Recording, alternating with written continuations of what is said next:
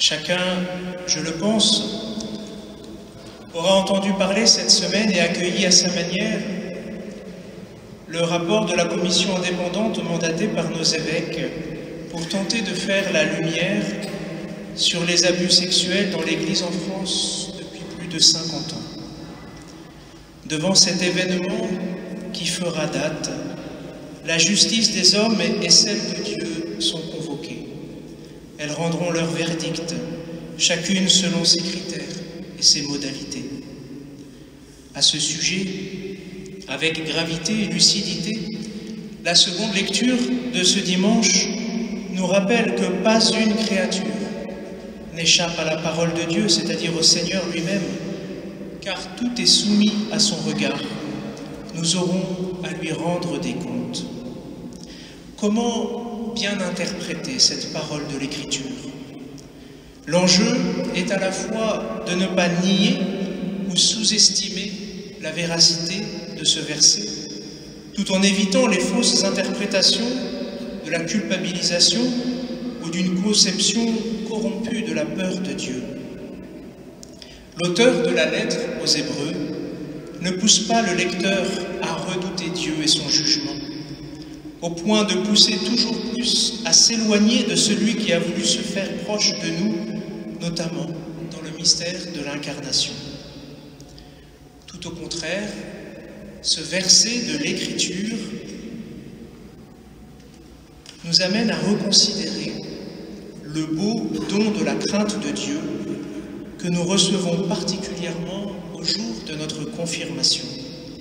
Le don de crainte a comme effet de faire croître en nous le désir de vivre pour Dieu, lui qui ne cesse de nous rassasier de son amour, comme nous l'avons chanté dans le psaume, et de vivre en conformité à ses commandements que Jésus réaffirme dans l'Évangile qui nous est proposé ce dimanche comme des repères essentiels à notre vie chrétienne.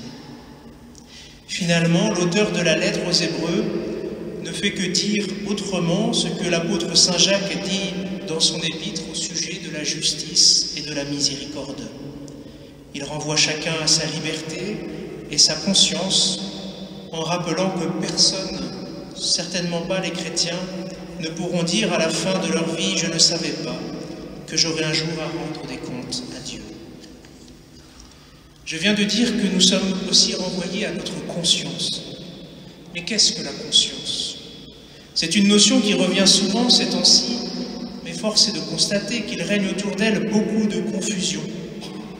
On dit ordinairement que la conscience est une simple intuition intérieure, si bien que souvent la conscience se réduit à un subjectivisme. C'est exactement ce qu'une autre actualité de notre pays démontre, à savoir celle des procès des attentats de novembre 2015. L'un des principaux accusés semble justifier ces crimes comme étant quasiment des impératifs que sa conscience lui indiquait. Il y a dans cette conception relativiste et individualiste de la conscience une grande méprise, car agir en conscience, c'est tout sauf agir selon des impératifs que je me donne à moi-même. Hier, 9 octobre, l'Église faisait mémoire du saint cardinal Newman.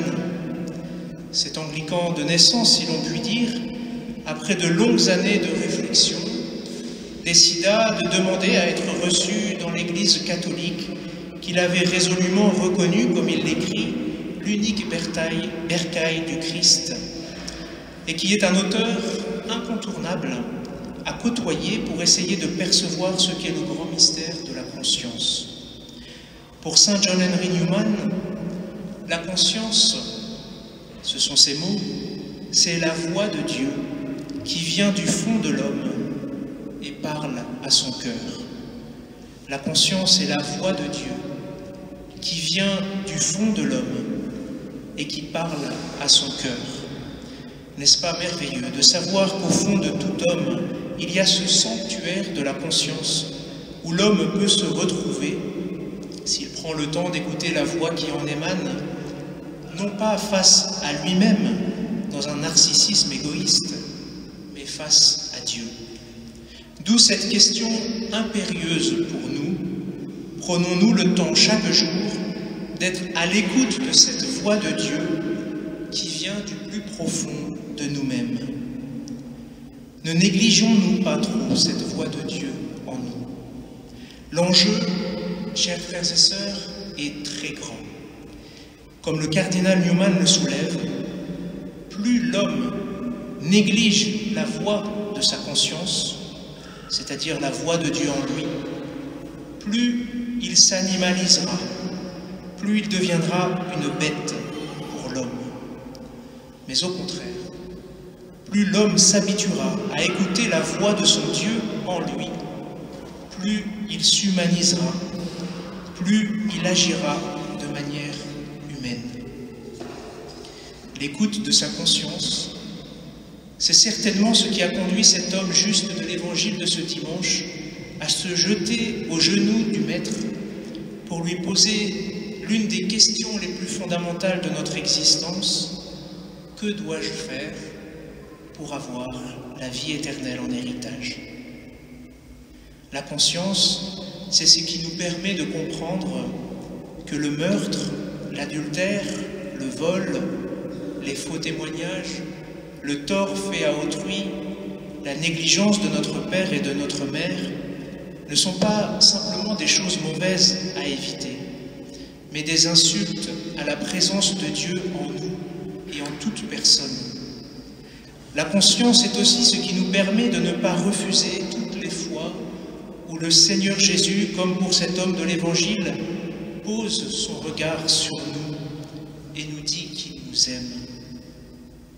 La conscience, c'est encore ce qui nous permet de réaliser, comme les disciples, combien le salut n'est rien d'autre qu'un don absolu de Dieu, pour qui rien n'est impossible.